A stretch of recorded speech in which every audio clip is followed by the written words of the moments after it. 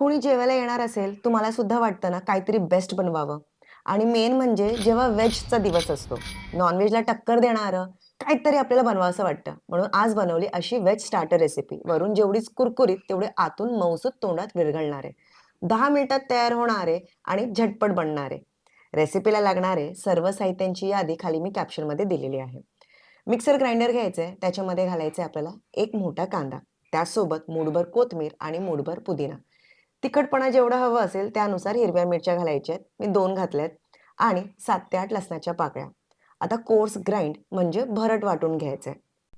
आजची ही जी रेसिपी आहे ना, त्याला तुम्ही काहीही नाव देऊ शकता. आता इथे पाहुणे येणार आहेत म्हणून मी बनवतेय, पण मुलांच्या टिफिनसाठी किंवा संध्याकाळच्या छोट्या भूकसाठी सुद्धा तुम्ही बनवू शकता.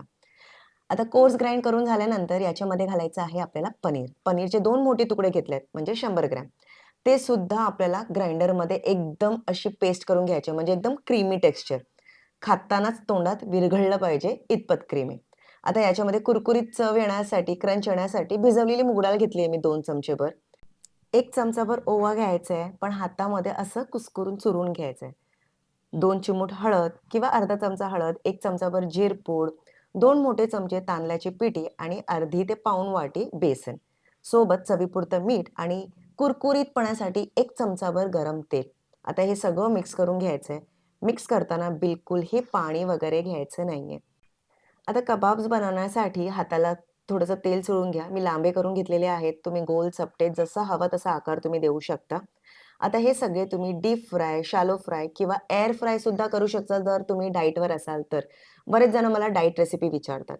तर ही one of the diet recipe आहे. फक्त आकार देऊन एअर फ्राय करून घ्या किंवा ओव्हनमध्ये तुम्ही किंवा हलकसं तुपावर सुद्धा परतून घेऊ शकता. आणि ह्याच प्रकारे मंडळी व्हेज कबाब आपले तयार आहेत. एकदम कुरकुरीत आणि आतून एकदम क्रीमी टेक्स्चर. व्हेजमध्ये असे बरेचसे स्टार्टर्स रेसिपी मी दाखवलेले आहेत. कुठलीही रेसिपी तुम्हाला हवी असेल, तर फक्त YouTubeवर टाइप करा, सिम्पली स्वादिष्ट आणि पुढे त्या रेसिपीचं नाव.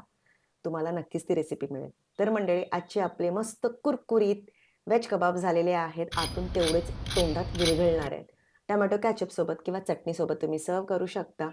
पाहुणे येणार असेल किंवा घरात मुलांना द्यायचं असेल, कुठल्याही वेळेला निव्वळ 10 मिनिटात तुम्ही बनवून देऊ शकता. तर मंडळी आय होप तुम्हाला आजची ही रेसिपी आवडली असेल. रेसिपी आवडल्यास नक्कीच लाईक करा, शेअर करा आणि कॉमेंट करायला बाकी विसरू नका.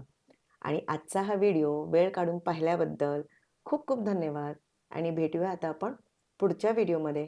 Till then bye bye.